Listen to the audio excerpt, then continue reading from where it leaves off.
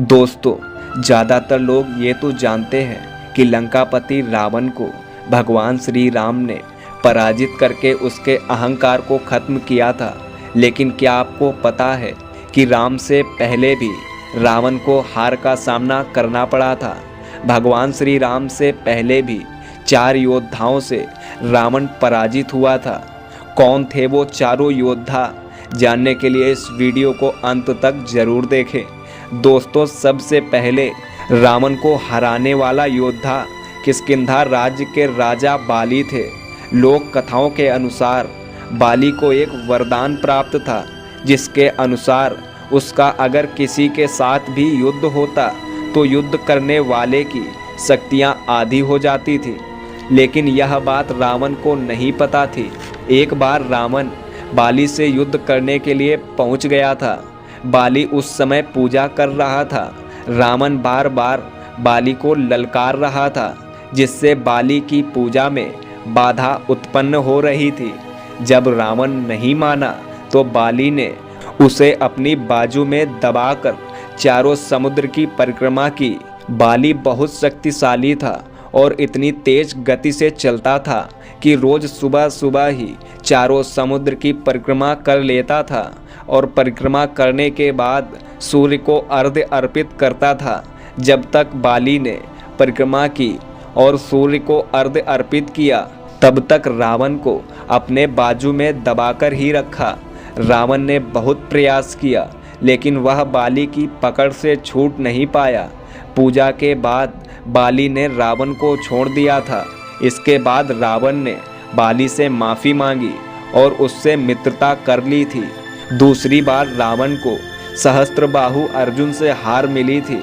सहस्त्रबाहु अर्जुन एक क्षत्रिय राजा था, जिसके 1000 हाथ थे और इसी वजह से उसे सहस्त्रबाहु अर्जुन कहते थे। एक बार रावण जब अपनी सेना को लेकर सहस्त्रबाहु अर्जुन से युद्ध करने पहुंचा, तो सहस्त्रबाहु ने अपने 1000 हाथों से नर्मदा नदी के बहाव को रोक दिया था। सहस्त्रबाहु ने नर्मदा नदी के पानी के बहाव को रोक दिया और थोड़ी देर बाद पानी छोड़ दिया, जिससे रावण पूरी सेना के साथ नर्मदा नदी में बह गया था। इस पराजय के बाद एक बार फिर रावण सहस्त्रबाहु से युद्ध करने पहुंचा।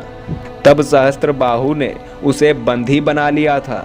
जब यह बात रावण के दादा महर्षि पुलस्त्य को पता चली, तो उन्होंने सहस्त्रबाहु से कहकर रावण को मुक्त कराया था।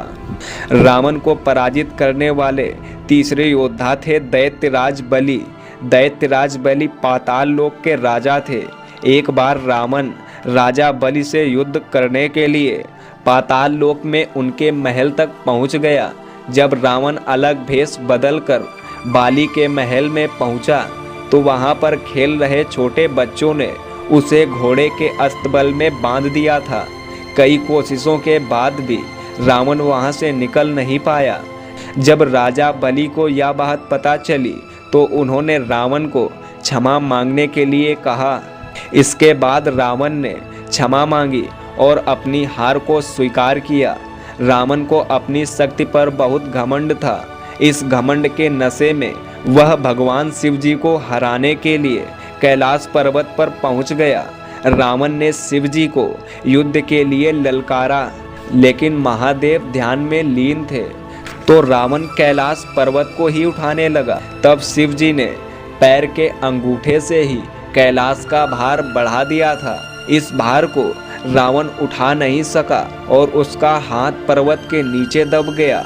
इस हार के बाद रावण ने शिव जी को अपना गुरु बनाया था और उनकी उपासना करने लगा था। दोस्तों, अगर वीडियो पसंद आई हो तो इस वीडियो को लाइक कर दीजिए, चैनल को सब्सक्राइब कर लीजिए और वीडियो को पूरा देखने के लिए आपका बहुत बहुत धन्यवाद।